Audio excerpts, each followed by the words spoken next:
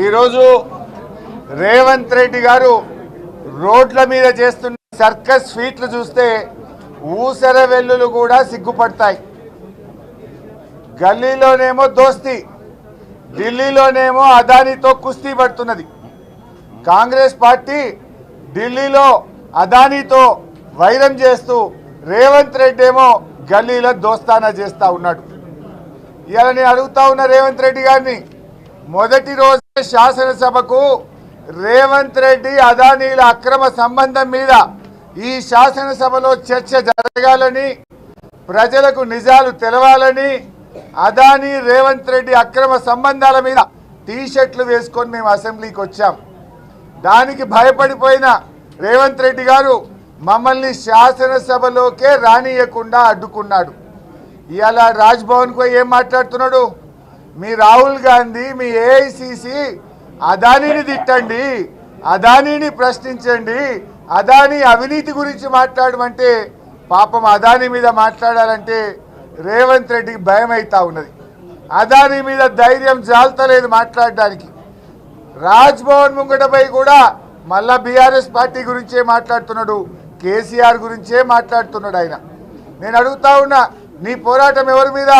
నీ పోరాటం అదానీ మీద అయితే మమ్మల్ని మొదటి రోజు అసెంబ్లీకి రాకుండా ఎందుకు అడ్డుకున్నావు? అసెంబ్లీలో చర్చ చేయాలి, అదానీ రేవంత్ రెడ్డి అక్రమ సంబంధాలు బయటపడాలనే మేము మొదటి రోజు వచ్చాం. అంటే నువ్వు అదానీ మీద పోరాడే ధైర్యం నీకు లేదు.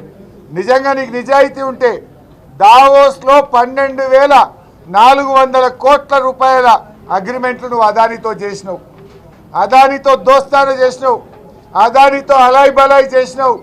నీకు నిజాయితీ ఉంటే, నువ్వు చేసిన ధర్నా నిజమైతే, నువ్వు రాహుల్ గాంధీ గారు ఇచ్చిన అదానీ మీద పోరాటం నిజమైతే వెంటనే ఈ అగ్రిమెంట్లన్నీ రద్దు చేయాలని బీఆర్ఎస్ పార్టీ డిమాండ్ చేస్తూ ఉంది. ఇలా అదానీ గ్రీన్కు 5,000 కోట్ల రూపాయలు 2 పంపింగ్ హౌసెస్ కట్టడానికి అగ్రిమెంట్ చేసినావు. ఏది? పంపుడు ఎనర్జీ సిస్టమ్, అంటే పంపుల ద్వారా గ్రీన్ పవర్ చేసేటువంటి 5,000 కోట్ల కాంట్రాక్ట్ను అదానీతో దావోస్లో అగ్రిమెంట్ చేసుకున్నావు. అదేవిధంగా 100 మెగావాట్ల డేటా సెంటర్కు కూడా 5,000 కోట్ల రూపాయలతో మీరు అగ్రిమెంట్ చేసుకున్నారు. అదేవిధంగా 1,400 కోట్ల రూపాయలతో సిమెంట్ ఫ్యాక్టరీ పెట్టడానికి అదానీతో మీరు అగ్రిమెంట్ చేసుకున్నారు. అదేవిధంగా అదానీ డిఫెన్స్ స్పేస్ 1000 కోట్ల రూపాయలతో మరి సెంటర్ డ్రోన్ అండ్ మిసైల్ ఫెసిలిటీకి సంబంధించిన అదానీ కంపెనీతో 1000 కోట్ల రూపాయలు అగ్రిమెంట్ చేశారు. మొత్తం కలిపి అదానీతో 12,400 కోట్ల రూపాయలు అగ్రిమెంట్లు చేశారు. రేవంత్ రెడ్డి, నీ మాటల్లో నిజాయితీ ఉంటే 100 కోట్లు ఎట్లా వాపస్ ఇచ్చినవో ఈ 12,400 కోట్ల రూపాయల అగ్రిమెంట్లు తక్షణమే రద్దు చేసుకొని నీ నిజాయితీ నిరూపించుకోవాలి.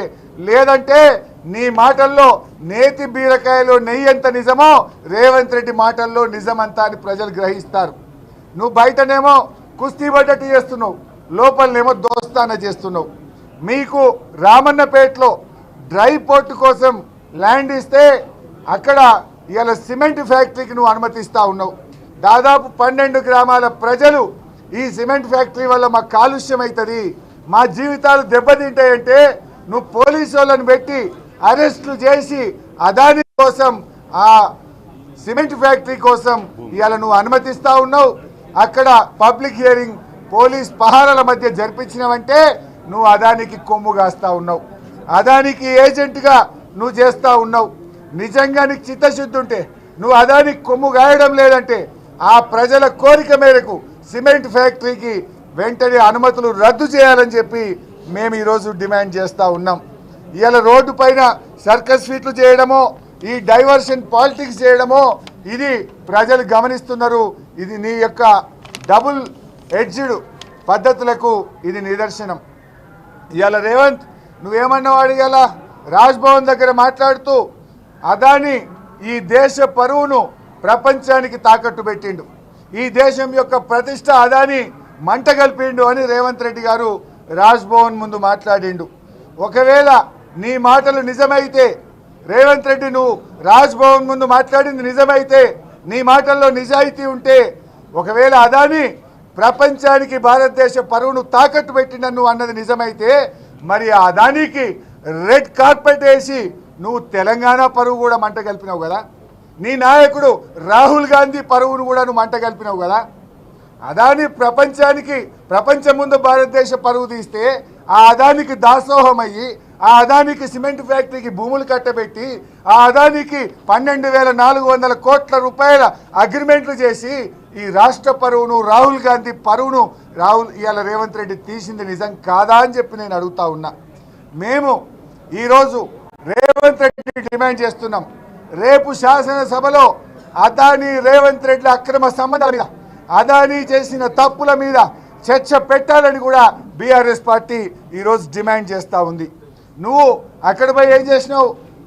ఇలా నీ కథ అర్థమైపోయింది ప్రజలకు.